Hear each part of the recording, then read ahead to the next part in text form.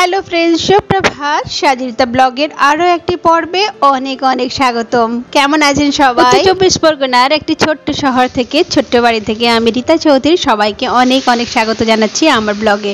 তো বন্ধুরা, সকাল সকাল ছুটির দিন, আর টিফিন বানাতেও একটু অসুবিধা হয়ে যায়, তাই জন্য একটু শর্টকাটে সবাই ফরমাইশ করলো যে মা একটু বানাও। এসার বাবা বললো যে একটু খিচুড়ি বানাও, তো সকাল সকাল একটু খিচুড়ি বানাচ্ছি টিফিনে। আর ছুটির দিনগুলোতে কি হয় বন্ধুরা, খেতে খেতে প্রায় 3:30 4টে বেজে যায়, আর অনেক জমানো কাজ থাকে, সেগুলো এক এক করতে করতে বেশ অনেক দেরি হয়ে যায়। তাই টিফিনটা যদি একটু সলিড হয় তাহলে অনেকক্ষণ থাকা যেতে পারে। মাঝখানে মাঝখানে একটু টুকটাক কিছু কিছু চলে, কিন্তু সলিড টিফিনটা হয়ে গেলে বাড়িতে একদম নিশ্চিন্ত।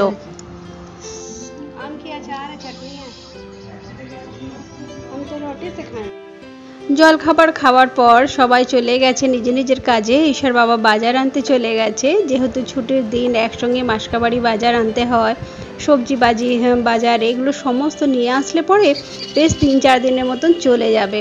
তো এখানে আমি যেহেতু একটু ফ্রি আছি, বাগানটা একটুখানি পরিষ্কার করাই ছিল, খালি একটু আগুনটা ধরিয়ে দিচ্ছি। আর একটা দুটো পাতা পড়ে রয়েছে, সেগুলো একটু বেশ ঝাড় দিয়ে একটু আগুন ধরিয়ে দিলে কি হয় বন্ধুরা, এখন যেহেতু কয়েকটা দিন মাঝে মাঝে বৃষ্টি পড়ছে, পাতাগুলো আবার ভিজে যাবে না হলে।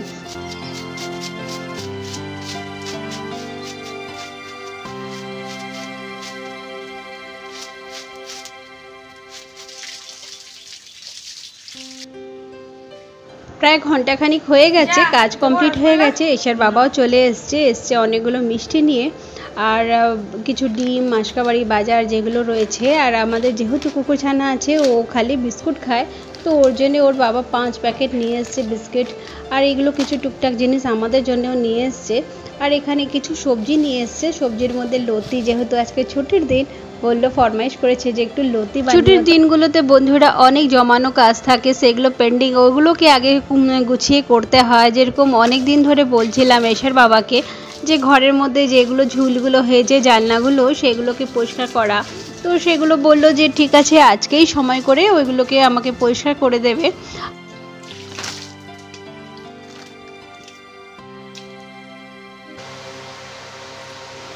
ছুটির দিনগুলোতে বেশ 2-3 রকম রান্না করলে ভালো লাগে, কিন্তু টাইম এত শর্ট থাকে, অন্য কাজ করতে গিয়ে রান্না বান্নাগুলো তো ডিস্টার্ব হয়ে যায়। তো মাংস হচ্ছে শর্টকাট রান্না, তো মাছ যদি কাটিয়ে আনে তাহলে রান্না করতে কোনো কিছু ঝামেলা থাকে না। যেহেতু এখানে প্রায় কেজিখানিক মতন বাটা মাছ রয়েছে, ছাড়ানো অসম্ভব, তাই বললাম আজকে আর হবে না, বিকেলবেলায় সম্ভব হলে কেটে ছাড়িয়ে রাখবো। তো সকালবেলায় বসে পড়েছি, এখন বাজে 11:30, আর আমি এখন লতি ছাড়াচ্ছি।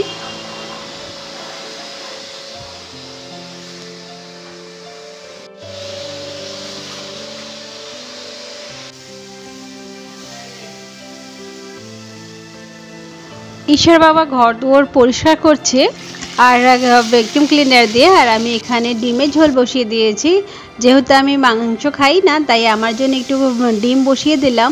তো একটু বেশি করেই ডিমের তরকারি বানালাম, যাতে রাত্রেবেলা যদি ঘুরতে বেরোই তাহলে ফিরে এসে খাওয়া যেতে পারে। এখানে কচুর লতি, ভাত আর ডিমের ঝোল কমপ্লিট হয়ে গেছে। তারই সাথে সাথে এসাকে বলেছি চিকেনগুলোকে প্রিপেয়ার করে রাখার জন্য। সমস্ত মশলা মাখানো চিকেন ফোড়ন দিয়ে বসাতে কোনো ঝামেলা নেই, তাই ওকে আমি শর্টকাট কাজ দিয়ে বেরিয়ে পড়ছি রান্নাঘর দিয়ে।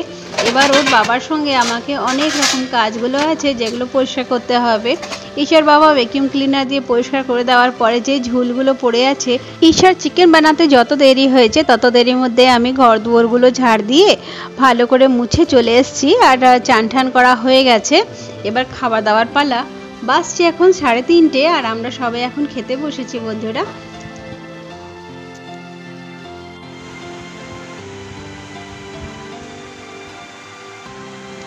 খাবার খেতে খেতে ঈশার বাবা জানিয়ে দিল যে গাড়ি পাঞ্চার হয়ে গেছে। তো গাড়ি পাঞ্চার হয়ে গেছে, তাই ঈশার বাবা চাকা বার করে বলল চলো এটাকে সার্ভিসিং সেন্টারে দিয়ে আসি, পাঞ্চার রিপেয়ার করে দেবে, কিংবা কিছু প্রবলেম হলে জানিয়ে দেবে। তো এখান থেকে জানানো হলো যে গাড়ির যে চাকাটা ওটা একদমই বাজে হয়ে গেছে, নতুন করে কিনতে হবে। তা আমরা বেরিয়ে পড়লাম বর্ধমানের দিকে। তো বন্ধুরা, সারাদিন মধ্যে একবারও চা খাওয়া হয়নি, তাই চা খেতে বেরিয়ে পড়েছি। ঝিরিঝিরি বৃষ্টি পড়ছে, দারুণ লাগছে আবহাওয়াটা। খুব সুন্দর ঠান্ডা হয়ে গেছে আর বর্ধমানের রাস্তাগুলো না খুব সুন্দর, একদম শুদ্ধ পরিবেশ, খুব ভালো লাগে।